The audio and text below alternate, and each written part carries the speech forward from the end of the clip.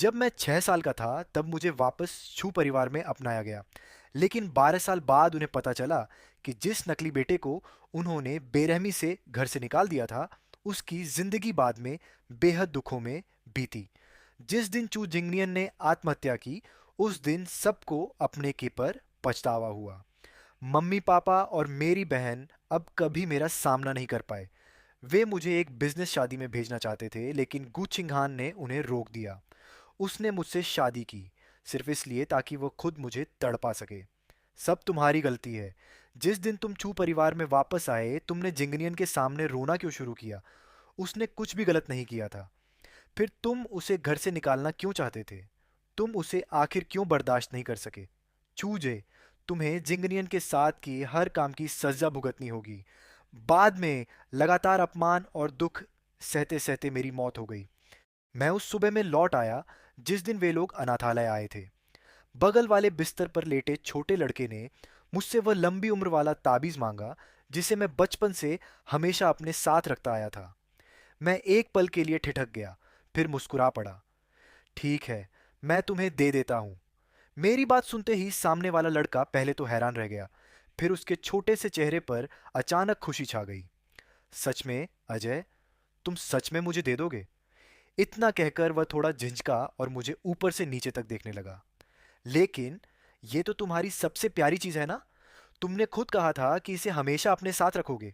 अनाथालय में सब जानते हैं कि तुम इस ताबीज को अपनी जान से भी ज्यादा संभाल कर रखते हो। मैंने अपनी गर्दन में पड़े उस ताबीज की तरफ देखा। अनाथालय के अंकल कहा करते थे कि जब उन्होंने मुझे पाया था तब मैं अभी एक शिशु ही था, और यही ताबीज मेरे शरीर पर बंधा हुआ था। ये अजय के मम्मी पापा की छोड़ी हुई निशानी है। अनाथालय के अंकल मेरे सिर पर हाथ फेरते हुए कहते थे, वे लोग एक दिन जरूर तुम्हें ढूंढने वापस आएंगे। तभी से मेरे दिल में एक उम्मीद बस गई थी। बाकी बच्चे मुझसे जलते थे। बहुत लोगों ने मेरा वह ताबीज छीनने की कोशिश की थी। सबसे बुरी बार तो मैंने दांत भींचकर उसे निगल लिया था, लेकिन किसी को छूने नहीं दिया। उस वजह से मैं लगभग अस्पताल पहुंच गया था। उस घटना के बाद बाकी बच्चे मुझसे डरने लगे थे। लेकिन अब मैंने शांति से अपनी गर्दन से वह ताबीज उतारा, लड़के के हाथ में रख दिया और मुस्कुराकर कहा, हाँ, सच में, ये अब तुम्हारा है, मुझे नहीं चाहिए। लड़के ने तुरंत उसे कसकर पकड़ लिया और सीने से लगा लिया, जैसे डर हो कि मैं अगले ही पल उसे वापस छीन लूंगा। लेकिन मैंने कोई हरकत नहीं की। पिछले जन्म में चू परिवार ने इसी ताबीज की मदद से मुझे पहचाना था। लेकिन इस बार, चाहे मुझे सब कुछ छोड़ना पड़े, फिर भी मैं उनका कोई रिश्ता अपने साथ नहीं जोड़ना चाहता। इस जन्म में भी चू परिवार अपने असली बेटे को ढूंढ लेगा, लेकिन वह मैं नहीं होऊंगा। जिस दिन चू परिवार के लोग अनाथालय आए, मैंने पेट दर्द का बहाना बनाया और अकेले जाकर छिप गया। सब खत्म होने के बाद मैंने सुना कि राजधानी के मशहूर चू परिवार को आखिरकार उनका कई साल पहले खोया हुआ छोटा बेटा मिल गया है। वह वही लड़का था जिसने मेरा ताबीज पहना हुआ था। लिu यांग नहीं, अब उसे छू यांग कहना चाहिए। उस रात मैं वापस अपने तंग से डॉर्मिटरी कमरे में लौटा। आसपास दूसरे लड़कों की धीमी सांसों की आवाज गूंज रही थी, लेकिन मेरे दिल में पहले कभी न महसूस हुई शांति थी। मैंने सोचा, इस जन्म में मैंने सोचा था कि आखिरकार अब मैं किसी का कोई कर्जदार नहीं रहा। लेकिन बाद में समझ आया कि मैंने सब कुछ बहुत आसान समझ लिया था। 2 दिन बाद चू परिवार फिर से अनाथालय आया। उन्होंने कहा, हमने गलत बच्चे को पहचान लिया था। तभी मुझे समझ आया कि उस समय चू परिवार ने मुझे सिर्फ उस ताबीज की वजह से नहीं अपनाया था। शायद पिछले जन्म में मुझे घर ले जाने से पहले ही उन्होंने चुपके से डीएनए जांच करवा ली थी। बस उस समय मैं सच में उनका बेटा था। लेकिन इस जन्म में चू यांग नहीं था। अनाथालय के प्रिंसिपल ने हम सभी 6-7 साल के लड़कों को एक लाइन में खड़ा कर दिया। उनके साथ चलते हुए चू जियानगुओं और उनकी पत्नी हम सबको ध्यान से देख रहे थे, और उनसे आगे चल रही, महंगे कपड़े पहने, चेहरे पर साफ झुंझलाहट लिए लड़की, वह मेरी पिछले जन्म की बहन थी, चू याओ। मैं कमरे के एक कोने में बैठा था, सिर झुकाए हुए। उस समय मैं बहुत कमज़ोर और अक्सर बीमार रहने वाला बच्चा था। पेट भी कभी भरकर नहीं खाता था। इसलिए बेहद दुबला पतला और छोटा दिखता था। इतना साधारण कि किसी की नज़र मुझ पर टिकती ही नहीं थी। इसी वजह से चू परिवार बिना रुके मेरे सामने से गुजर गया। चू याओ की नज़र एक पल के लिए मुझ पर पड़ी, फिर उसने बेपरवाही से नज़र हटा ली। चू परिवार के जाने के बाद अंकल ने हमें बताया, कल सभी लड़कों का खून लिया जाएगा। ये सुनते ही मेरा दिल धक से रह गया। मैं घबरा कर समझ नहीं पा रहा था कि अब क्या करूं। तभी मैंने देखा, छू परिवार के जाने के बाद अंकल एक और मध्यम उम्र के आदमी को अंदर लेकर आए। उसके कपड़े बहुत साधारण थे। वह अकेला आया था। उसके साथ वैसा खास व्यवहार नहीं हो रहा था जैसे चू परिवार के साथ हुआ था, और न ही उसने कोई बड़ा दिखावा किया था।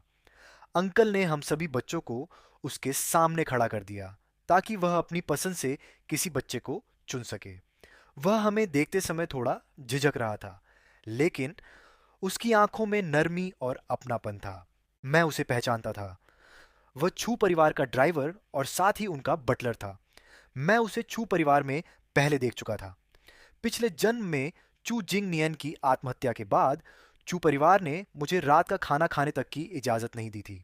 वे कहते थे, जब झिंगनियन को घर से निकाल दिया गया था तब उसके पास खाने तक के पैसे नहीं थे।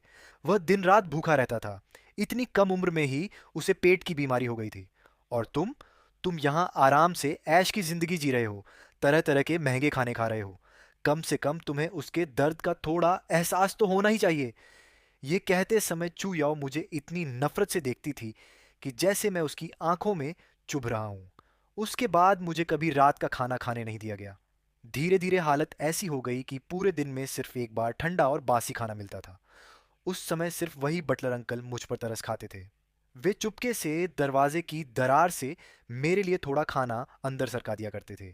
यह याद आते ही मैंने अचानक एक साहसी फैसला कर लिया। जब वह मेरे पास आया तब अचानक मैंने उस आदमी की टांग कसकर पकड़ ली और जोर से चिल्लाया, पापा! उस दिन जब अनाथालय के लड़कों को प्रिंसिपल की निगरानी में खून की जांच के लिए ले जाया गया, मैं अपने नए पापा के साथ उनके गांव चला गया। छू परिवार अपने नौकरों के रहने की व्यवस्था करता था, इसलिए नियम के हिसाब से मुझे भी पापा के साथ छू परिवार के नौकरों वाले क्वार्टर में रहना चाहिए था। लेकिन मैंने पापा से कहा कि मुझे थोड़ा डर लग रहा है, मैं कुछ समय बाद वहां जाऊंगा। उधर दूसरी तरफ चू परिवार शुरू से ही बहुत शक करने वाला था। उनका बेटा दुश्मनों की साजिश की वजह से खो गया था, इसलिए अनाथालय में नकली बच्चे के मिलने के बाद उन्हें लगा कि शायद यह भी कोई जाल है। इसी वजह से उन्होंने अनाथालय के बाकी बच्चों से ज्यादा पूछताछ नहीं की और सिर्फ चू यांग पर ही ध्यान केंद्रित रखा। चू यांग बार बार यही कहता रहा कि वह ताबीज उसे जन्म से ही पहनाया गया था। आखिर में चू परिवार ने उसे पालने की जिम्मेदारी पांगशी को सौंप दी, और इसी के साथ छू परिवार ने अपने असली बेटे तक पहुंचने वाला आखिरी सुराग भी हमेशा के लिए खो दिया। इसलिए जब मैं इस जन्म में छू परिवार के घर पहुंचा, तब तक 2 महीने बीत चुके थे। सब कुछ पहले ही तय हो चुका था।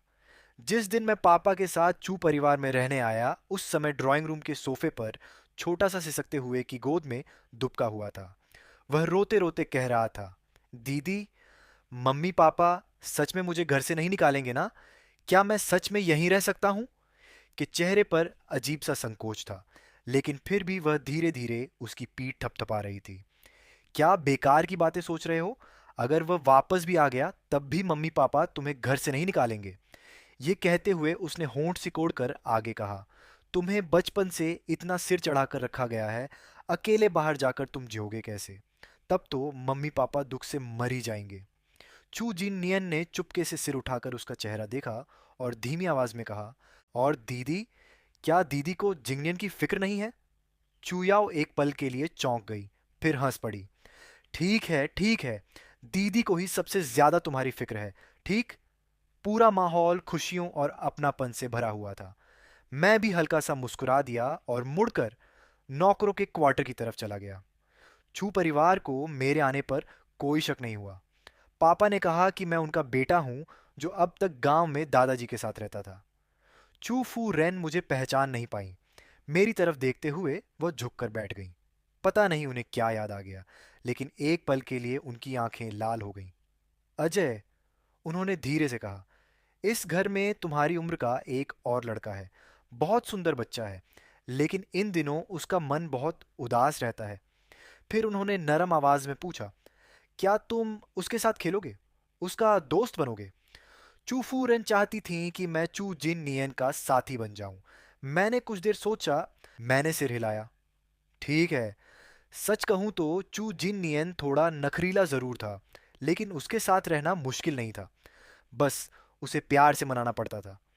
और क्योंकि मैं उनके बेटे का खेल का साथी था, इसलिए चू फू और चू मू भी मेरे साथ बहुत अच्छा व्यवहार करते थे।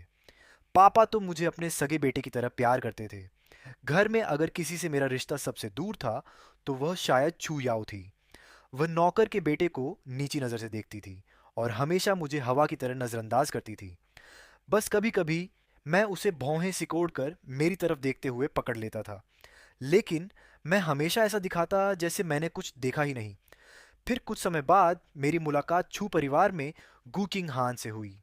जैसे ही चूजिन नियन ने उन्हें देखा, वह तुरंत खुशी से दौड़कर उनकी बाहों में जा गिरा। तभी मुझे पता चला कि चू और गू परिवार के बीच जो शादी का रिश्ता तय हुआ था, वह बचपन में तय की गई सगाई थी। इसलिए गू चिंग हान और शू जिन नियन बचपन के साथी थे। वे बचपन से ही साथ बड़े हुए थे। अब मुझे समझ आया कि पिछले जन्म में जब गू चिंग हान को चू जिन नियन की आत्महत्या के बारे में पता चला था, तब वह मुझसे इतनी नफरत क्यों करने लगी थी। यहाँ तक कि बाद में उसने मुझसे शादी भी सिर्फ मुझे जिंदगी भर सजा देने और बदला लेने के लिए की थी। लेकिन इस जन्म में चू जिन नियन अच्छे से छू परिवार में रह रहा था। वह अब भी सबका लाडला छोटा मालिक था। शायद इस बार उन दोनों का अंत खुशियों भरा होगा।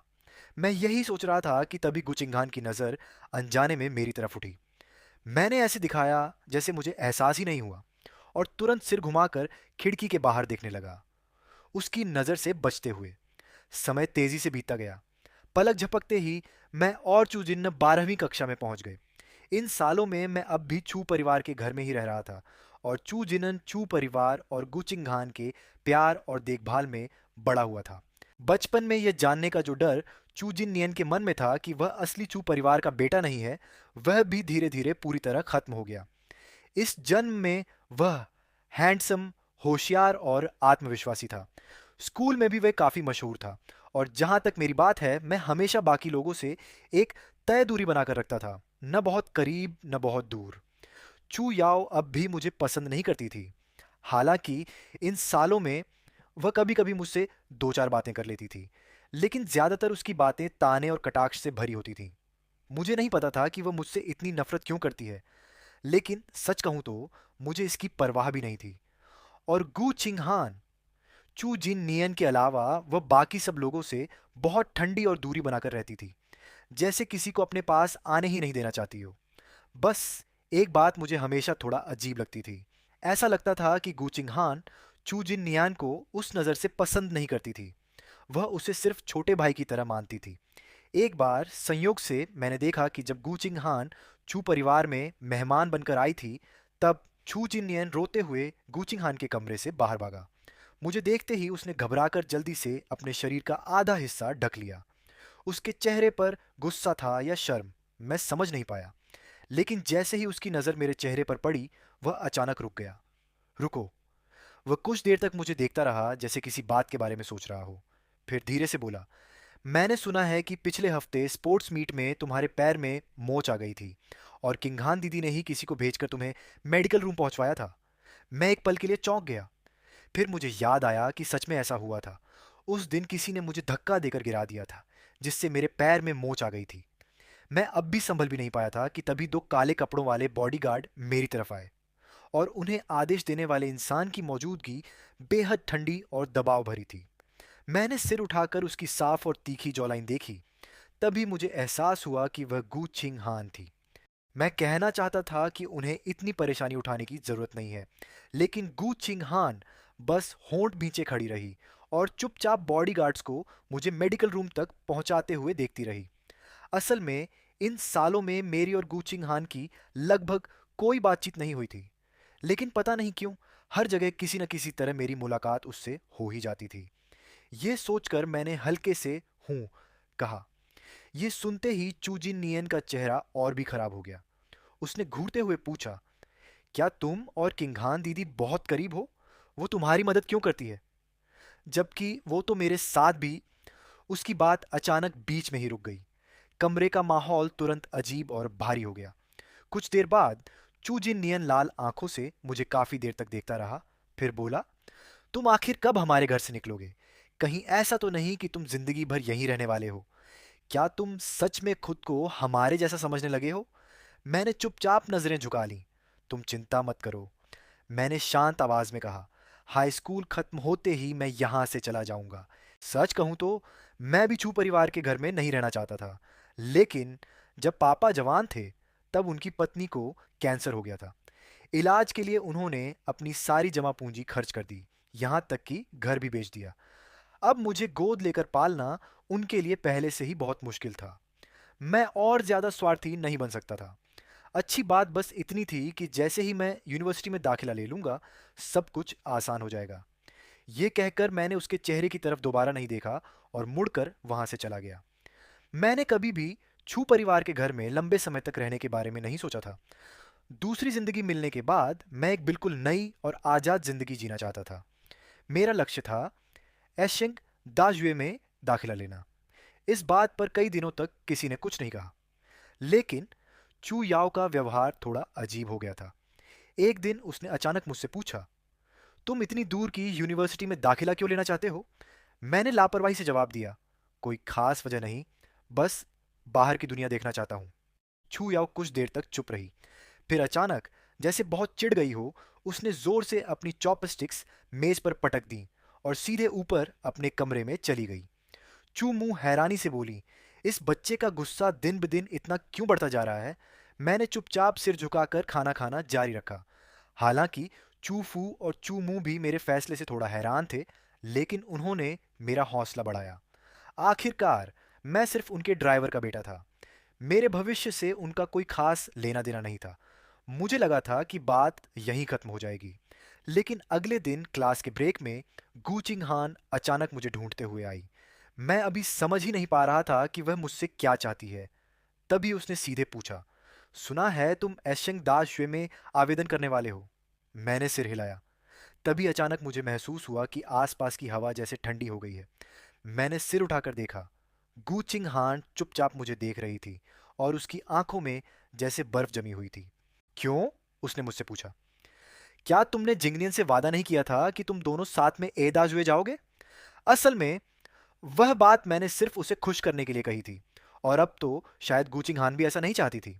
मैं मन ही मन यही सोच रहा था, लेकिन चेहरे पर कुछ नहीं दिखाया। मैंने बस शांत स्वर में कहा, इससे तुम्हारा क्या लेना देना? गू चिंग हान के बगल में लटके हाथ की उंगलियां कसकर मुट्ठी में बदल गई। फिर वह बिना कुछ कहे मुड़ी और चली गई। उसके बाद के आधे साल में मैंने खुद को पूरी तरह पढ़ाई में झोंक दिया। स्कूल खत्म होने के बाद मैं सीधे ट्यूशन जाता। हर दिन सुबह जल्दी निकलता और देर रात लौटता। यहाँ तक कि मेरे वीकेंड भी पूरी तरह भरे रहते थे। और उस बातचीत के बाद गू चिंग हान ने भी बिना कहे समझ लिया था कि अब मुझे बाहर घूमने के लिए बुलाने का कोई मतलब नहीं है। इसलिए भले ही मैं अब भी छू परिवार के घर में रह रहा था, काफी लंबे समय तक मेरी मुलाकात गू चिंग हान और शू जिंग येन से नहीं हुई।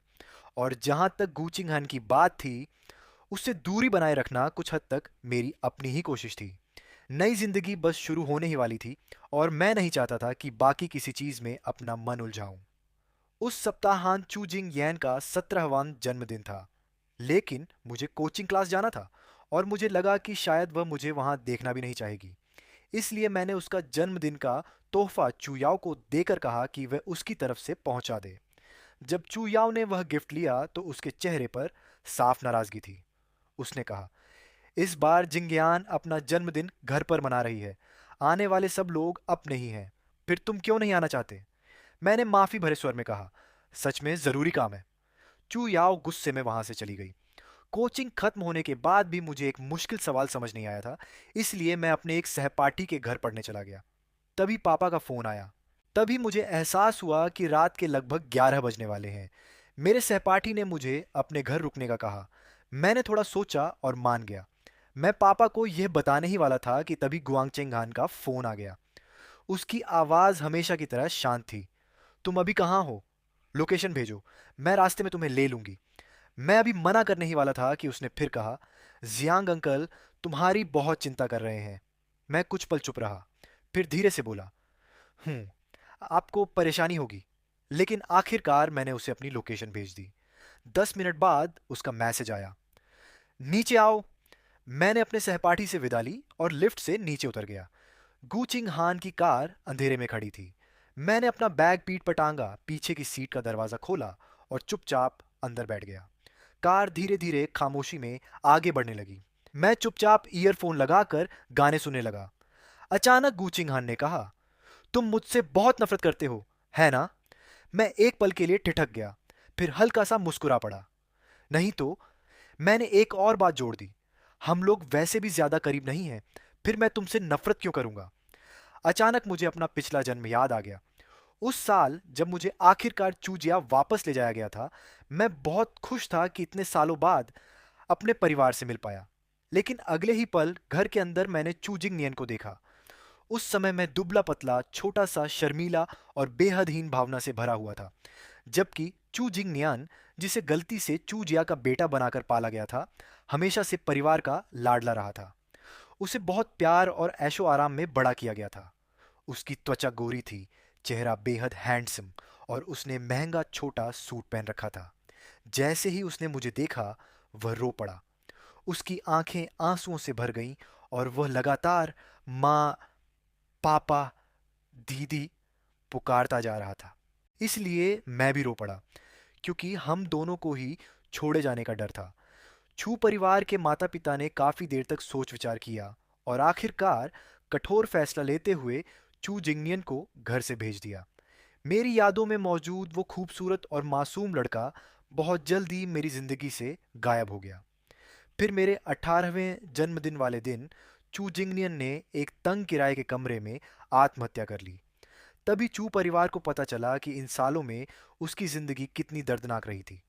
हालांकि जब चू परिवार ने उसे निकाला था, तब उन्होंने उसे काफी बड़ी रकम दी थी, लेकिन वो अभी छोटा और अनाथ था, इसीलिए अपनी दौलत संभाल नहीं पाया। बहुत जल्द लोग उसे धोखा देकर उसका सारा पैसा ले गए और ऊपर से उस पर भारी कर्ज भी चढ़ गया। इन सालों में वो हर दिन मुश्किलों में जी रहा था, अकेले चार चार नौकरियां करता था और आखिर में गंभीर डिप्रेशन का शिकार हो गया। यहाँ तक कि जिस दिन चू परिवार मेरे लिए शानदार एडल्ट सेरेमनी कर रहा था, उसी समय चू जिंगनियन एक अंधेरी गली में गुंडों के हाथों परेशान हो रहा था। बाद में उसने मेरे ग्रैंड बर्थडे सेलिब्रेशन की खबर देखी और फिर सिर्फ 10 वर्ग मीटर के छोटे से किराए के कमरे में अपनी जिंदगी खत्म कर ली। उसके बाद सबको पछतावा होने लगा।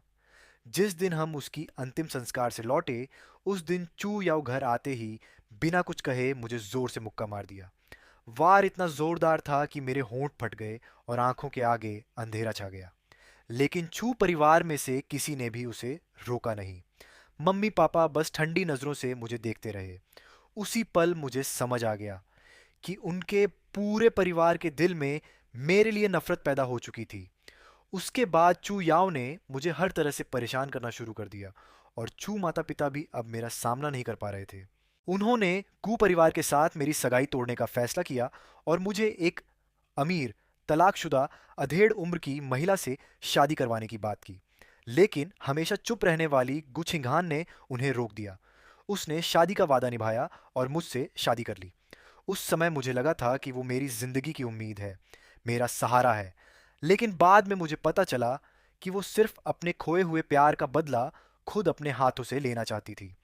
शुरुआत में गुच्छिंघान मुझे बस नज़रअंदाज करती थी, मुझसे ठंडा व्यवहार करती थी। लेकिन जब मुझे सच्चाई पता चली, तब मेरा दिल पूरी तरह टूट गया। मैंने हर चीज़ पर प्रतिक्रिया देना छोड़ दिया। इसके बाद वो पागलों की तरह मुझे सताने लगी। बिस्तर पर मेरा अपमान करती, मुझे नीचा दिखाती। कभी कभी वो मुझसे सवाल करती, मान लो कि तुम्हारे परिवार के दुश्मनों ने बदला लेने के लिए तुम दोनों बच्चों की अदला बदली की थी, लेकिन जिंगनियन तो बस एक मासूम अनाथ था जिसे किस्मत ने यूं ही चुन लिया था। ये सब तुम्हारी गलती है। जिस दिन तुम छू परिवार में वापस आए, तुमने जिंगनियन के सामने रोना क्यों शुरू किया? उसने कुछ भी गलत नहीं किया था। फिर तुम उसे घर से निकालना क्यों चाहते थे? तुम आखिर उसे बर्दाश्त क्यों नहीं कर पाए? छू जे, तुम्हें जिंगनियन के साथ किए गए हर काम की सजा भुगतनी होगी। धीरे धीरे मुझे भी लगने लगा कि शायद सच में सारी गलती मेरी ही थी। इसीलिए उस दिन जब घर में अचानक मेरी तबीयत बुरी तरह बिगड़ गई और खून बहना बंद नहीं हुआ, तब मैंने किसी को फ़ोन नहीं किया। मैं अकेला अपने कमरे में दर्द सहता रहा। जब तक नौकरों ने मुझे देखा, तब तक बहुत देर हो चुकी थी। मैं कैंसर के आखिरी स्टेज और भारी ब्लीडिंग की वजह से ठंडी फर्श पर पड़ा पड़ा मर गया। लेकिन मरने से पहले मेरे दिल में न कोई दर्द था, न नफरत। मैं बस यही सोच रहा था, अगर मुझे एक बार फिर से सब कुछ शुरू करने का मौका मिले, तो मैं छू जिंगनियन के सामने कभी नहीं रहूंगा। नहीं, शुरुआत से ही मैं छू परिवार का बेटा बनना ही नहीं चाहूंगा। कभी नहीं।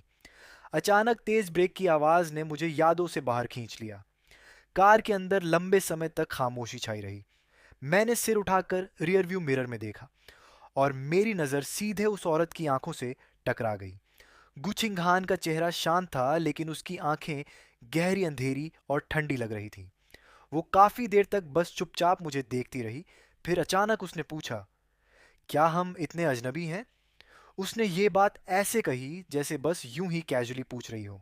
लेकिन मैं, शायद अभी अभी उन दर्दनाक यादों को याद करने की वजह से, मेरा दिल बेकाबू होकर जोर जोर से धड़कने लगा। ऐसा लग रहा था जैसे किसी ने मेरे दिल को जोर से जकड़ लिया हो। और तभी मैंने वो काम किया जो मैं आम तौर पर कभी नहीं करता। मैंने अपनी नजरें बिल्कुल नहीं झुकाईं। सीधे उसकी आंखों में देखते हुए मुस्कुराकर पूछा, कुचिंगहान, क्या तुम्हें सच में लगता है कि हम बहुत करीब हैं? कुछ देर तक गहरी खामोशी छाई रही। फिर सबसे पहले गुचिंगहान ने अपनी नजरें नीचे कर लीं और धीमी आवाज में कहा, हम पहुंच गए। उस दिन के बाद मैंने उस बात को फिर दिल पर नहीं लिया। आखिरी सेमेस्टर में मैंने खुद को पूरी तरह पढ़ाई में झोंक दिया। दिन रात मेहनत करके एग्ज़ाम की तैयारी करता रहा। सिर्फ 2 महीनों में ही मैं इतना दुबला हो गया कि जब चू माँ ने मुझे देखा, तो वो भी चौंक गई। आज है, तुम इतने दुबले कैसे हो गए? क्या पढ़ाई का दबाव बहुत ज़्यादा है? लेकिन खुद को इतना भी मत थकाओ। शायद उम्र बढ़ने के साथ वो थोड़ी नरम पड़ गई थी। शायद उम्र बढ़ने के साथ वो थोड़ी भावुक हो गई थी, इसलिए मुझसे 2 बातें ज़्यादा कह गई। चू माँ की नज़र से देखें तो वो कभी समझ ही नहीं सकती थी कि मैं खुद को इतना क्यों झोंक रहा था। चू जिंगनियन का भविष्य तो पहले से ही चू परिवार ने तय कर रखा था। हाई स्कूल के बाद उसे विदेश पढ़ने भेजा जाना था, इसलिए वो हमेशा बेफिक्र रहता था। यहाँ तक कि गांव गांव कॉलेज एंट्रेंस एग्ज़ाम सिर पर होने के बावजूद भी वो अपने दोस्तों के साथ आइलैंड ट्रिप पर गया हुआ था। लेकिन मैं अलग था। चूमा ने बात खत्म करने के बाद नौकरों को आदेश दिया कि वे रोज मेरे लिए पौष्टिक सूप बनाकर लाए। मैंने कई बार मना किया, लेकिन वो फिर भी जिद करती रही। आखिरकार मैंने भी सोचा, मुफ्त में मिल रहा है तो खा लेने में क्या बुराई है। गांव काव बहुत अच्छे से हुआ। जिस दिन रिजल्ट आया, मैं स्क्रीन पर अपने मार्क्स देख रहा था। इतने ज़्यादा थे कि सिस्टम ने उन्हें छिपाकर सिर्फ तारों, सिंबल्स में दिखाया था। अचानक मुझे अपना पिछला जन्म याद आ गया। तब भी मैंने बहुत मेहनत की थी और अपने सपनों वाली यूनिवर्सिटी में दाखिला पा लिया था। लेकिन चू जिंगनियन की वजह से चू परिवार ने मेरा एडमिशन ही रद्द करवा दिया। उसके बाद मेरे पास कोई रास्ता नहीं बचा और आखिरकार मुझे गुचिंघान से शादी करनी पड़ी। फिर कम उम्र में ही मेरी दर्दनाक मौत हो गई। मैंने गहरी सांस ली। वो सब कुछ जो किसी डरावने सपने जैसा था, अब आखिरकार मुझसे दूर होता जा रहा था। गर्मी की छुट्टियों में मैं पापा के साथ उस शहर घूमने गया जहां मेरी नई यूनिवर्सिटी थी। इसे नए माहौल से पहले से परिचित होने जैसा समझ लो। छुट्टियों का सिर्फ आखिरी एक हफ्ता बचा था। तभी मैं जल्दी जल्दी वापस लौटा। एक तरफ मुझे छू परिवार के घर जाकर अपना कुछ सामान समेटना था, और दूसरी तरफ चू परिवार ने चू जिंगनियन के लिए पहले से ही उसकी एडल्ट सेरेमनी का आयोजन कर रखा था। पता नहीं क्यों, लेकिन मुझे भी इस पार्टी में बुलाया गया था। खैर, आना तो पड़ता ही। पार्टी में चू जिंगनियन महंगे डिजाइनर सूट में बेहद चमक रहा था। चू पिता और चू माँ उसके साथ मेहमानों से मिल रहे थे और सबका स्वागत कर रहे थे। मैं अकेला एक कोने में खड़ा मोबाइल चला रहा था। इसी बीच कुछ युवा लड़के मेरे पास आकर बातें करने लगे। उनमें से एक मेरे काफ़ी करीब आ गया। उसके हाथ में शैंपेन थी और वो बार बार मुझे उसे चखने के लिए कह रहा था। इस जन्म का मैं पिछले जन्म से अलग था। छोटी उम्र से ही मैंने कई बिजनेस पार्टियों और सोशल गैदरिंग्स में हिस्सा लिया था, लेकिन इस शरीर ने कभी शराब नहीं पी थी, इसलिए मैं थोड़ी देर के लिए असहज और परेशान हो गया। तभी गुचिंगान अचानक वहां आ गई। उसके चेहरे पर हमेशा की तरह ठंडापन था। उसने हल्की नज़र से पूरे हॉल और आसपास के लोगों को देखा। फिर उसकी नज़र धीरे धीरे आकर मुझ पर टिक गई। उसने धीमी और भारी आवाज में कहा, चूजे, जिंगनियन तुम्हें ढूंढ रहा है। फिर जैसे बहुत कैजुअली उसने सामने वाले व्यक्ति के हाथ से शराब का गिलास लिया और एक तरफ रख दिया। जो लड़की मुझे शराब पीने के लिए बार बार कह रही थी, उसने गू चिंगान को पहचान लिया और बस अजीब सी मुस्कान के साथ चुप हो गई। मैंने मन ही मन सोचा, कम से कम इस पल के लिए मैं उसके आने का थोड़ा आभारी हूँ। हालांकि उसने कहा था कि चू जिंगनियन मुझे ढूंढ रहा है, लेकिन जब मैं कुछ देर तक गुचिंगहान के पीछे चला, तब मैंने देखा कि चू जिंगनियन अपनी उम्र के एक लड़के के साथ खुशी खुशी बातें कर रहा था। बातों बातों में दोनों इतने घुल मिल गए कि कंधे पर हाथ रखे साथ में चलते हुए वहां से निकल गए। उन्हें देखकर बिल्कुल नहीं लग रहा था कि वो किसी को ढूंढ रहे हों। मेरे कदम अचानक रुक गए। मैंने कुछ देर तक गूचिंगहान की पीठ को देखा, फिर कहा, बहुत देर हो गई है, मैं पहले वापस जाकर आराम करूंगा। वो औरत बिना कुछ कहे वहीं खड़ी रही, इसलिए मैं मुड़कर चला गया। पीछे मुड़कर देखा तो पास में छू याओ खड़ी थी। उसने भी बेहद खूबसूरती से फिट की हुई ड्रेस पहन रखी थी, लेकिन उसका अंदाज गुचिंगहान से बिल्कुल अलग था। छू याओ गहरी नज़रों से मुझे देख रही थी, जैसे उसके मन में कुछ चल रहा हो। मुझे थोड़ा अजीब लगा, लेकिन फिर भी मैंने शिष्टाचार में हल्का सा सिर हिलाकर उसे अभिवादन किया। अगले दिन जब मैं अपने कमरे में सामान समेट रहा था, तब मैंने खिड़की के बाहर दो नौकरों को बातें करते सुना। वे कह रहे थे कि पता नहीं क्यों पिछली रात छू याओ और गुछिंगान के बीच कुछ हो गया था। अचानक दोनों आपस में बुरी तरह लड़ पड़े और दोनों ही अस्पताल पहुंच गए। मैं एक पल के लिए चौंक गई, लेकिन पीछे से पापा ने मुझे मदद के लिए बुलाया, तो मैंने जल्दी ही इस बात को दिमाग से निकाल दिया। जिस दिन मैं ज्वाइन करने के लिए निकली, मैंने छू परिवार से विदा ली। छू जिंगनियान पहले ही विदेश जा चुका था और छू याओ उसके साथ थी। घर में सिर्फ चू पापा और चू मम्मी थे। कई महीनों बाद मिली चू मम्मी ने पापा से थोड़ी देर बात की। जब उनकी नज़र मुझ पर पड़ी, तो वह अचानक थोड़ा ठिठक गई, जैसे हैरान हो गई हो। फिर उन्होंने गंभीरता से कहा, लाओ जियांग, ये बच्चा आज है, तुमसे बिल्कुल भी मिलता जुलता नहीं है। मेरी हरकत एक पल के लिए रुक गई और अचानक मुझे अपने पिछले जन्म के 18वें जन्मदिन की पार्टी याद आ गई। एक आंटी जो टोस्ट करने आई थी, हंसते हुए छू मम्मी से बोली, सब कहते हैं बेटा माँ पर जाता है और बेटी पिता पर, लेकिन तुम्हारे घर में तो उल्टा ही है। आज ये तो कम से कम 50% तुम्हारे जवान दिनों जैसा दिखता है। चू मम्मी की सीधी नज़र से नज़र मिलते ही मैं फिर से थोड़ा घबरा गई। जब मैंने पहली बार विश्वविद्यालय के गेट में कदम रखा, उस समय मैं बहुत उत्साहित थी। कॉलेज की ज़िंदगी व्यस्त लेकिन बहुत संतोषजनक थी। खाली समय का इस्तेमाल करते हुए मैंने इंटरनेट पर कॉमिक्स, मंगा, सीरियल के रूप में डालना शुरू किया।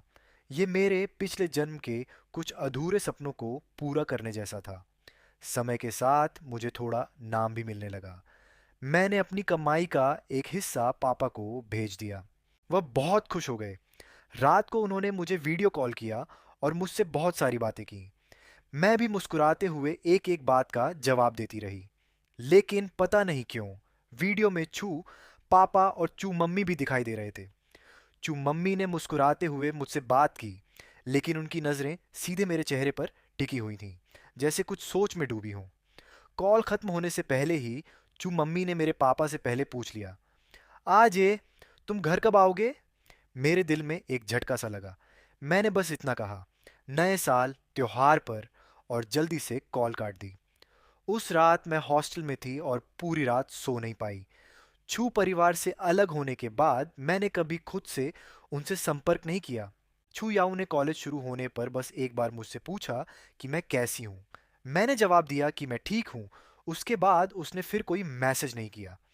और शू जिंगनियान, पता नहीं उसे कहाँ से ये बात पता चली कि उसके एडल्ट सेरेमनी वाले दिन मैं उसे ढूंढने गई थी।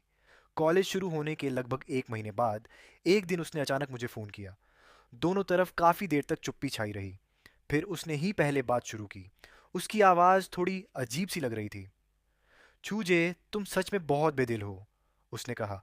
इतने दिन हो गए कॉलेज शुरू हुए, तुमने मुझे एक भी मैसेज नहीं किया। ये कहते कहते उसकी आवाज थोड़ी धीमी और उदास हो गई। नहीं, सच कहूं तो उस दिन से ही तुम मुझसे नफरत करने लगी हो, है ना? सिर्फ इसलिए कि मैंने गुस्से में तुमसे एक बात कह दी, तुमने मुझसे हमेशा के लिए बात करना बंद कर दिया। तुम तो जानते थे कि मेरा वो मतलब नहीं था। आखिर में उसके लहजे में हल्का सा इल्जाम भी आ गया। मैं चुपचाप सुनती रही। इतने साल बीत जाने के बाद भी चू जिंगनियान अब भी एक नासमझ बच्चे जैसा ही था। शायद माता पिता के साय में पला बड़ा वह ऐसा ही था, न कि पिछले जन्म की तरह जहां 18 साल की उम्र में वह डिप्रेशन का शिकार हो गया था, बुरे लोगों द्वारा सताया गया और अंत में अकेले ही आत्महत्या कर ली थी। मैं खुद को हंसने से रोक नहीं पाई। गलती मेरी ही थी। सॉरी, जिंगनियान। उसके बाद मेरी और चू जिंगनियन की अक्सर फ़ोन पर बातें होने लगीं। कभी वो मुझे विदेश में अपनी पढ़ाई के बारे में बताता, तो कभी घर वालों द्वारा मिलाई जा रही लड़कियों की शिकायत करता। मैंने हैरानी से उससे पूछा, क्या तुम्हारी गु छिंगहान के साथ सगाई नहीं थी? वो हल्का सा हंस पड़ा और उदास आवाज में बोला, अरे, वो तो बहुत पुरानी बात हो गई। उसने तो कब का मुझे छोड़ दिया। उस दिन तुमने भी देखा था ना? मैंने उससे पूछा था कि क्या वो सच में मुझे पसंद करती है, और उसने कहा कि वो मुझे सिर्फ छोटे भाई की तरह देखती है। फिर हाई स्कूल खत्म होते ही गू परिवार ने मेरे माता पिता से सगाई तोड़ दी। उसके बाद घर वाले मेरे लिए दूसरी लड़कियां देखने लगे। मैं कुछ पल चुप रहा। मुझे समझ नहीं आया कि क्या कहूं। फिर एक बार चू जिंगनियन ने फिर शिकायत करते हुए कहा, पता नहीं गुचिंगहान को क्या हो गया है। वो अब 25-26 साल की हो चुकी है, लेकिन आज तक उसका कोई बॉयफ्रेंड नहीं है। घर वाले उसे शादी के लिए कितना भी कहें, वो किसी की बात ही नहीं सुनती। पता नहीं वो लेस्बियन है या फिर उसे किसी में दिलचस्पी ही नहीं। आज पता नहीं चू जिंगनियन को क्या हो गया था। वो गुचिंगहान से जैसे बहुत नाराज था और लगातार उसकी शिकायत किए जा रहा था। मैं बस चुपचाप सुनता रहा, बिना कुछ बोले। आखिर में वो भी शांत हो गया। फिर उसकी आवाज अचानक गंभीर हो गई। आज है, उसने धीरे से कहा, असल में ये सारी बातें गुचिंगहान ने ही मुझसे तुम तक पहुंचाने को कहा था। मैंने धीमे से जवाब दिया, हम मुझे पता है। वो हल्का सा हंसा। तो फिर तुम शुरू से कुछ बोल क्यों नहीं रहे? मैं एक पल के लिए चुप रह गया। फिर उसने कहा, तुम बचपन से ही ऐसे हो। हालांकि हम हमेशा साथ रहे, लेकिन कभी कभी मुझे लगता है कि तुम हमेशा कहीं दूर जाने की जल्दी में रहते हो। उसने अचानक पूछा, आज क्या तुम किसी चीज से भागना चाहते हो? मैंने फोन को और कसकर पकड़ लिया, लेकिन कुछ नहीं बोला। चू जिंगनियन ने मेरी चुप्पी महसूस की और फिर उसने भी आगे कुछ नहीं कहा। हम दोनों ने बिना कुछ कहे उस बात को वहीं खत्म कर दिया। उसके बाद मेरी जिंदगी लंबे समय तक शांत और सामान्य तरीके से चलती रही। सर्दियों की छुट्टियों वाले दिन जब मैं हाई स्पीड ट्रेन से उतरा, तभी मुझे छू जिंगनियन का फोन आया। आज जल्दी ऊपर देखो। मैं एक पल के लिए चौंक गया। जैसे ही मैंने सिर उठाया, मैंने भीड़ के बीच छू जिंगनियन, चू याओ और यहाँ तक कि गुचिंगहान को भी खड़े देखा। काफी समय बाद उन्हें देख रहा था। चू जिंगनियन ने अब छोटे बाल कटवा लिए थे और उसकी स्किन भी थोड़ी सांवली हो गई थी। मुझे देखते ही वो अचानक मेरी तरफ दौड़ा और कसकर मुझे गले लगा लिया। आज हम तुम्हें घर ले जाने आए हैं, वो खुशी से बोला। क्या तुम्हें हमारी याद आई? उसके कंधे के पार से मैंने छुयाओ को देखा। उसने हाथ जेब में डाले हुए थे और वो थोड़ी असहज सी लग रही थी। फिर भी उसने हल्के से सिर हिलाकर मुझे अभिवादन किया।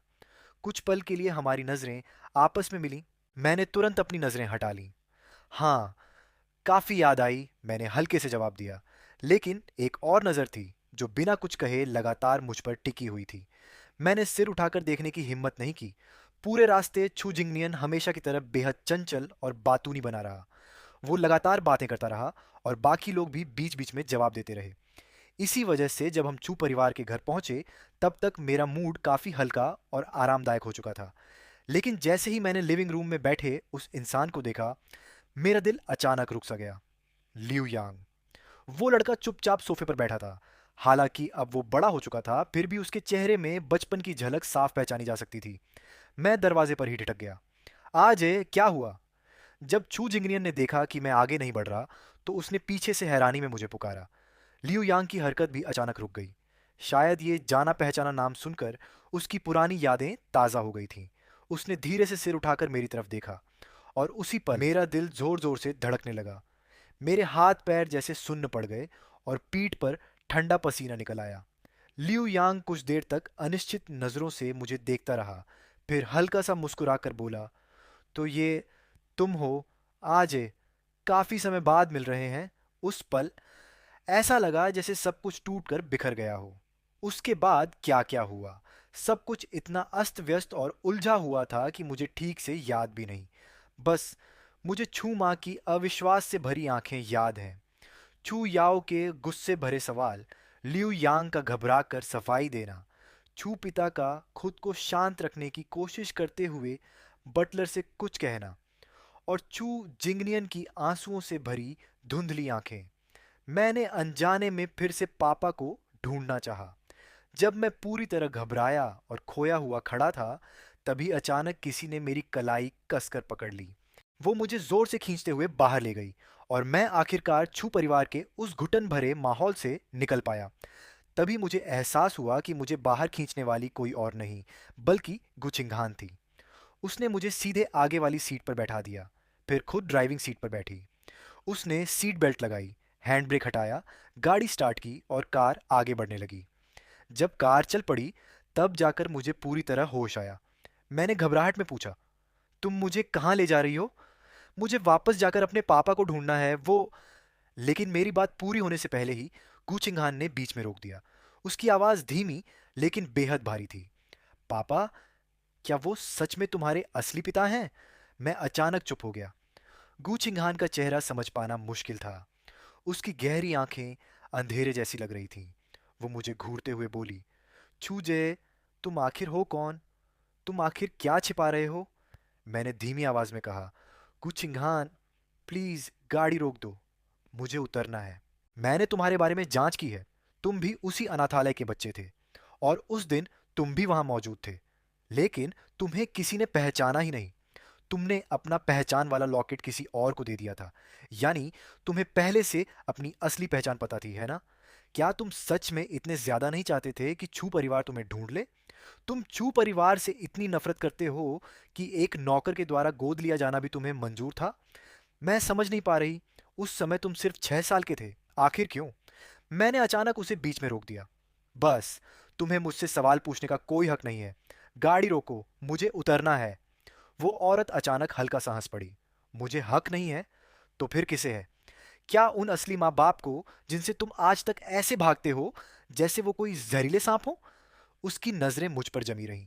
छूजय, मैं समझ नहीं पा रही। तुम हमेशा हर इंसान से ऐसे क्यों भागते हो, जैसे वो तुम्हारे लिए कोई कूड़ा हो? ऐसा लगता है जैसे तुम चाहते हो कि हम कभी तुम्हारी जिंदगी में आए ही ना होते। चाहे वो छू जिंग्यान हो, छू याओ, छू परिवार, या फिर मैं। अचानक मैं जोर से चिल्लाया, कुचिंघान, सामने देखो। अगले ही पल सामने से तेज और कान फाड़ देने वाली हॉर्न की आवाज आई। मैंने डर के मारे तुरंत अपनी आंखें बंद कर लीं। होश खोने से ठीक पहले मैंने बस इतना देखा कि गुचिंघान ने अचानक स्टीयरिंग अपनी तरफ मोड़ लिया। जब मेरी आंख खुली, मैं अस्पताल में था। डॉक्टर ने कहा, क्रैश के समय ड्राइवर ने आखिरी पल में गाड़ी अपनी तरफ मोड़ ली थी, इसलिए तुम्हें ज्यादा चोट नहीं आई। बस थोड़ा ज्यादा खून बह गया था। तुम्हारी किस्मत काफी अच्छी है। सच कहूं तो देखकर बिल्कुल नहीं लगता। इतनी अमीर घर की लड़की लगती है, लेकिन इतनी सहन शक्ति होगी ये सोचा नहीं था। एक बार में 500 मिलीलीटर खून निकालने पर तो कई बड़ी उम्र की औरतें भी सह नहीं पाती। लेकिन तुम्हारी बहन ने एक बार भी शिकायत नहीं की। उल्टा बार बार पूछ रही थी कि इतना काफी है या और चाहिए। नर्स मुस्कुराते हुए बोली, तुम लोगों के परिवार का रिश्ता सच में बहुत अच्छा है। मैं चुपचाप छत को देखता रहा, फिर धीमे से कहा, वो मेरा परिवार नहीं है। आह, कुछ नहीं। नर्स थोड़ी असहज होकर वहां से चली गई। उसके जाने के बाद ही बाहर खड़े लोग धीरे धीरे कमरे के अंदर आए। छू पिता, छू माँ और छू याओ। छू जिंग्यान वहां नहीं था। मैंने ये सोचने की कोशिश भी नहीं की कि क्यों। शायद ऐसे माहौल में उसका आना सही नहीं था। छू माँ की आंखें रो रो कर लाल हो चुकी थीं। वो बेहद सावधानी से मुझे देख रही थी। चू पिता एक तरफ उन्हें संभाल कर खड़े थे। हालांकि चू याओ ने अब तक कुछ नहीं कहा था, लेकिन सिर्फ आधे दिन में ही ऐसा लग रहा था जैसे चू याओ के बालों में कई सफ़ेद लटें बढ़ गई हों।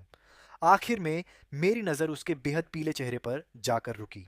स्पष्ट था कि उसी ने मुझे अपना खून दिया था, लेकिन वो खुद ऐसे कोने में खड़ी थी जैसे उसने कोई बहुत बड़ी गलती कर दी हो। उसे मेरी तरफ आने की भी हिम्मत नहीं हो रही थी। अचानक मुझे बहुत बेबस महसूस होने लगा। इस जिंदगी में मैंने सच में बहुत कोशिश की थी। अपनी असली पहचान छिपाने की कोशिश, एक सामान्य जिंदगी जीने की कोशिश, पूरी मेहनत से पढ़ाई करने की कोशिश। मुझे लगा था कि मैं अपना खुद का भविष्य बना पाऊंगा और फिर कभी किसी बंधन में नहीं फंसूंगा। लेकिन आखिर में ऐसा क्यों लग रहा था कि मैं फिर से छू परिवार का कोई कर्जदार बन गया हूँ। दिल में एक अनजानी और भारी भावना उमड़ने लगी। मैंने अचानक पूछा, छू जिंज्ञान कहाँ है? वो यहाँ क्यों नहीं आई? छू माँ का चेहरा एक पल के लिए जम सा गया। क्या वो इस डर से नहीं आई कि कहीं मैं उसे परेशान ना करूं? मैंने चू माँ के जवाब देने का इंतजार भी नहीं किया और खुद ही बोलता चला गया, ऐसा कैसे हो सकता है? मैं उससे कभी परेशान नहीं करूंगा। मुझे तो लगा था कि मैंने ये बात काफी साफ दिखा दी है। आखिर मैं तुम लोगों से इतनी नफरत जो करता हूँ। मेरे चेहरे पर मुस्कान थी, लेकिन मेरी नज़र जैसे ही सबके अचानक जमे हुए चेहरों पर पड़ी, मैं धीरे से हंस पड़ा। मैं सच में तुम सबसे बेहद नफरत करता हूँ, इतनी कि घिन आती है। असल में हर बार जब मैं तुम लोगों के संपर्क में आता हूँ तो मुझे उल्टी जैसा महसूस होता है। और जब भी सोचता हूँ कि मेरा तुम्हारे साथ खून का रिश्ता है, तो मेरा मन करता है कि मैं उसी पल मर जाऊं। उसने इतने साल मेरी जगह तुम्हारे परिवार का हिस्सा बनकर बिताए हैं, मैं तो उसका शुक्रिया भी पूरा नहीं कर सकता। छूजे। आखिरकार चू याओ खुद को रोक नहीं पाई और जोर से मेरा नाम पुकार बैठी। लेकिन ज्यादा खून बहने की वजह से उसका शरीर पहले ही बेहद कमजोर था और भावनाओं में बह जाने के कारण छू याओ मेरी तरफ देख रही थी, जैसे वो कुछ और कहना चाहती हो। लेकिन अचानक उसका शरीर लड़खड़ाया और आखिरकार वो बेहोश होकर नीचे गिर पड़ी। शियाओ याओ, बेटी। कमरे में घबराई हुई आवाजें गूंज उठीं। जब चू याओ बेहोश थी, उसी दौरान मैंने अस्पताल से डिस्चार्ज ले लिया। मैंने अपना सामान समेटा और वापस यूनिवर्सिटी लौटने की तैयारी करने लगा। जाने से पहले मुझे लगा था कि पापा मुझसे कुछ पूछेंगे, लेकिन उन्होंने बस चुपचाप मुझे अपने कंधे पर सिर टिकाने दिया। काफी देर बाद उन्होंने धीमी आवाज में कहा, आज अगर दिल में कोई बात है तो पापा को बताओ। तुम हमेशा हर बात अपने अंदर दबा कर रखते हो। ऐसे में पापा समझ ही नहीं पाते कि तुम्हारी मदद कैसे करें। मुझे हमेशा लगता था कि मैं बहुत मजबूत हूँ, कि मैं हर चीज़ को आसानी से छोड़ सकता हूँ, लेकिन पता नहीं क्यों उस पल मेरी आंखें अचानक जलने लगीं, जैसे आंसू बाहर आने वाले हों। पापा ने मेरे लिए पहले ही बहुत कुछ किया था इस जिंदगी में। अगर मैंने किसी के साथ सबसे ज़्यादा गलत किया है तो वो सिर्फ पापा हैं, क्योंकि शुरुआत में सिर्फ अपने स्वार्थ के लिए मैंने उनसे मुझे गोद लेने की विनती की थी। शुरुआत में मैं सिर्फ उसका इस्तेमाल करना चाहता था, लेकिन बाद में मैंने सच में उसे अपने परिवार का हिस्सा मान लिया। इसलिए मैंने सिर हिलाकर मुस्कुराते हुए कहा, पापा, मुझे कोई परेशानी नहीं है, आप चिंता मत कीजिए। मेरी कॉमिक के कॉपीराइट की बात चल रही है। जब मेरे पास पैसे आ जाएंगे तो मैं एस प्रांत में एक घर खरीदूंगा और आपको अपने साथ वहां ले जाऊंगा। तब आपको काम करने की जरूरत नहीं पड़ेगी। मैं आपका ख्याल रखूंगा, ठीक है? उसके बाद मैं वापस स्कूल लौट आया। इस दौरान चू परिवार के लोग लगातार मुझे फ़ोन करते रहे। मेरे मोबाइल पर मैसेज भी रुकने का नाम नहीं ले रहे थे। लेकिन मैंने उन सबको पूरी तरह नज़रअंदाज कर दिया। एक एक करके सबके नंबर डिलीट करके ब्लॉक कर दिए, यहाँ तक कि चू जिंगनियन को भी नहीं छोड़ा। मुझे लगा था कि चू परिवार के स्वभाव के हिसाब से वे अभी काफ़ी लंबे समय तक मेरा पीछा करेंगे। लेकिन मुझे उम्मीद नहीं थी कि सबसे पहले जो व्यक्ति मेरे स्कूल के गेट पर दिखाई देगा, वह था गू छिंगहान। मुझे नहीं पता वह वहां तक कैसे पहुंचा था। उसके शरीर पर अभी भी अस्पताल का मरीजों वाला कपड़ा था। सिर और शरीर पट्टियों से ढके हुए थे, क्योंकि वह पूरी तरह ठीक हुए बिना ही जबरदस्ती बाहर निकल आया था। उसके घाव फिर से खुल गए थे। कॉलर और आस्तीनों से खून रिस रहा था। वह बेहद बिखरा हुआ और दयनीय लग रहा था। कुछ पल के लिए तो मैं पहचान ही नहीं पाया कि यह वही गूचिंगान है जो हमेशा इतना ठंडा और शालीन दिखाई देता था। मुझे देखते ही उसकी नज़र तुरंत मेरी तरफ उठी। उसका चेहरा बिल्कुल सफ़ेद पड़ चुका था और उसकी आंखों में इतना गहरा दर्द था कि मानो बाहर छलक पड़ेगा। उसकी आवाज़ भी बहुत हल्की थी, लेकिन मेरे कानों में वह किसी गरजते हुए तूफान की तरह गूंज उठी। पति, उसने धीमे से पुकारा। दरवाजे पर बहुत लोग थे और मैं कोई तमाशा नहीं बनाना चाहता था, इसलिए मैं उसे पास के एक रेस्टोरेंट के प्राइवेट कमरे में ले गया। जैसे ही हम अंदर गए, गू चिंगहान बेचैनी से बोल पड़ा। पति, मैंने तुरंत उसकी बात काट दी। मुझे उस नाम से मत बुलाओ। तुम्हें यह सब हास्यास्पद नहीं लगता? मेरे चेहरे पर ठंडी हंसी उभर आई। पिछले जन्म में तुमने मेरे साथ वह सब किया था। अब तुम्हारे मुंह से ये दो शब्द कैसे निकल रहे हैं? गू छिंगहान चुपचाप मुझे देखता रहा। तो तुम्हें सच में सब पहले से याद था? उसकी आवाज़ भारी थी। ऐसी जिंदगी मरकर भी 10,000 बार भूलना मुश्किल है ना? मैं हल्का सा मुस्कुराया। गू छिंगहान, इस जन्म में मैं छू परिवार में वापस नहीं गया और चू जिंगनियन भी मेरी वजह से घर से नहीं निकाला गया। आगे की सारी घटनाएं भी नहीं हुई। मैं किसी का कर्जदार नहीं हूं और तुम्हारा भी नहीं। इसे एक परफेक्ट एंडिंग माना जा सकता है ना? सबको अपनी मनचाही जिंदगी मिल गई। इसीलिए अगर तुम अपनी बचपन की मोहब्बत, अपनी वाइट मूनलाइट के साथ रहना चाहते हो, तो जाकर उसके साथ रहो। उसका अच्छे से ख्याल रखना, पूरी जिंदगी उसे प्यार देना और दोबारा मेरी जिंदगी में मत आना। मैंने गुचिंगहान की आंखों की तरफ देखा तक नहीं। उसके होंठ कांपने लगे। कुछ देर बाद उसने अचानक दर्द भरी हंसी हंस दी। मैं उसे पसंद करता हूं? तुम्हें लगता है कि मैं उसे पसंद करता था? वह मेरी तरफ देखते हुए लगभग टूट चुकी आवाज में बोला। आज हमारी शादी को 6 साल हो गए थे। क्या तुम्हें सच में लगा कि मैं उससे प्यार करता था? उसके हर शब्द में दर्द और बेचैनी भरी हुई थी।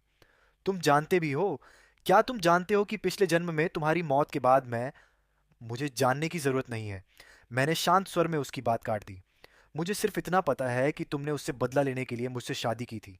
शादी के पहले 2 सालों में तुमने मुझसे एक शब्द तक नहीं कहा। यहां तक कि तुमने पूरे घर के नौकरों को भी ऐसा व्यवहार करने को कहा जैसे मैं अस्तित्व ही नहीं रखता। उन सालों में मेरी जिंदगी किसी इंसान जैसी नहीं थी। मैं तो बस घर में रखे किसी फर्नीचर की तरह था। तुम मुझे इसी तरह यातना देना चाहते थे, लेकिन जब तुम्हें एहसास हुआ कि मुझे इसकी परवाह ही नहीं है, तो बाद में तुमने मुझे सताने और अपमानित करने के हर तरीके अपनाने शुरू कर दिए। तुम मेरा गला दबाते थे, कभी मेरे साथ नरमी से पेश नहीं आए। हर बार मुझे दर्द होता था। तुम लोग कहते थे कि उसकी मौत बहुत दुखद थी। जब वह मरी, उसके फोन की स्क्रीन पर मेरी सगाई की खबर चल रही थी। वह उसी खबर को देखते हुए अकेले पूरी नींद की गोलियों की बोतल खाकर मर गई। इसलिए जब तुम लोगों ने मुझे जिंदा और ठीक ठाक देखा, तो तुम सब मुझसे नफरत किए बिना नहीं रह सके। तुम्हें लगा कि जिसे दर्द सहना चाहिए वह मैं हूं, जिसे मरना चाहिए वह भी मैं ही हूं। लेकिन मैंने आखिर किया क्या था? गू छिंगान, अपने दिल पर हाथ रखकर सच सच बताओ, क्या सच में गलती मेरी थी? गू छिंगान का पूरा शरीर कांपने लगा। आज माफ कर दो, हर गलती मेरी ही थी, उसने भारी टूटी हुई आवाज में कहा। मुझे सच में अपनी गलती का एहसास हो गया है। क्या तुम मुझे माफ कर सकते हो? इस जन्म में मैंने कुछ भी गलत नहीं किया। इस बार सब लोग ठीक हैं। हम फिर से शुरुआत कर सकते हैं। क्या तुम मुझे एक और मौका दोगे? मैंने नजरें झुका ली। आवाज बहुत हल्की थी। अब कोई मौका नहीं बचा। लेकिन हमारे बीच प्यार था। अजय, अजय, गुचिंघान अचानक घबराकर बोली, जैसे वह बेताबी से कुछ साबित करना चाहती हो। मैं तुमसे प्यार करती हूं अजय।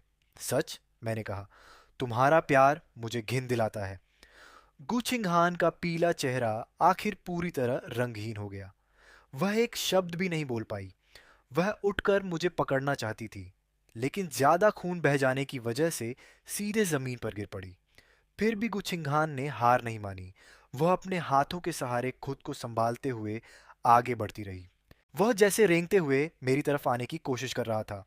मेरी यादों का वह घमंडी, शानो शौकत में डूबा आदमी आज इतनी बदहाली में अपनी सारी इज्जत छोड़कर पड़ा था। लेकिन मेरे दिल में जरा भी सुकून या खुशी नहीं हुई। मैंने स्टाफ को बुलाकर पुलिस को फोन करने के लिए कहा, फिर मुड़कर वहां से चला गया, सब कुछ पीछे छोड़ते हुए। असल में मैं अब भी तुम्हारा बहुत आभारी हूँ। फोन पर चुयांग की आवाज़ थोड़ी टूटी हुई लग रही थी। उस समय जब छू परिवार को पता चला कि मैं उनका असली बेटा नहीं हूँ, तो उन्होंने मुझे अपने पास नहीं रखा, लेकिन उन्होंने मुझे पांगशी दंपत्ति के पास भेज दिया।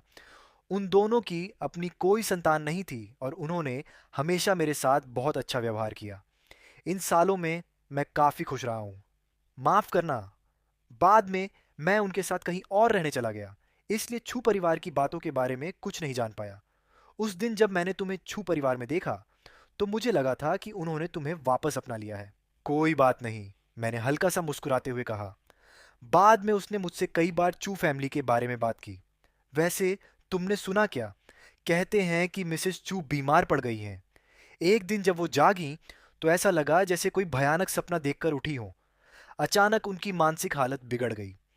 पूरा दिन बस आज है, आज है, मुझे माफ कर दो, यही बड़बड़ाती रहती है। अब तो वो किसी को पहचान भी नहीं पाती, लेकिन जैसे ही चू शीनी को देखती है, पागलों की तरह रोने चिल्लाने लगती है। समझ नहीं आता वो दुखी हैं या डरी हुई। और चू जिंगनियन बाद में अकेला ही विदेश चला गया, फिर कभी वापस नहीं आया। चू फैमिली के मुखिया की तबीयत भी पूरी तरह टूट चुकी है। अब पूरे परिवार का बोझ सिर्फ चू शीनी ही संभाल रही है। मैं चुपचाप उसकी बातें सुनता रहा। और वो गू चिंगहन, गू फैमिली की बड़ी बेटी, वो भी जैसे पागल हो गई हो। अचानक वो इस प्रांत में एक नई कंपनी खोलने पर तुली हुई है। सुना है अभी कुछ समय पहले ही उसका बड़ा एक्सीडेंट हुआ था और वो अभी तक पूरी तरह ठीक भी नहीं हुई। बताओ, वो सच में काम की दीवानी है या फिर एक्सीडेंट में दिमाग ही खराब हो गया? कौन जाने, शायद सच में दिमाग पर असर पड़ गया हो। मोबाइल की स्क्रीन पर मिसेस चू द्वारा भेजी गई पैसों की ट्रांसफर नोटिफिकेशन एक एक करके दिखाई दे रही थी। मैंने बिना एक पैसा रखे सारी रकम माँ को ट्रांसफर कर दी। तभी अचानक फोन की घंटी बज उठी। इन दिनों मुझे लगातार अजनबी नंबरों से कॉल आते रहते थे। एक नंबर ब्लॉक करता तो तुरंत कोई नया नंबर कॉल करने लगता। मैंने इस बार भी ध्यान नहीं दिया, अपना सामान समेटा और लाइब्रेरी की ओर चल पड़ा। धूप बेहद चमकदार थी, पीछे से जैसे कोई मेरा नाम पुकार रहा था। लेकिन मैंने मुड़कर नहीं देखा। आगे का रास्ता बहुत लंबा था, अब पीछे मुड़ने की कोई जरूरत नहीं थी।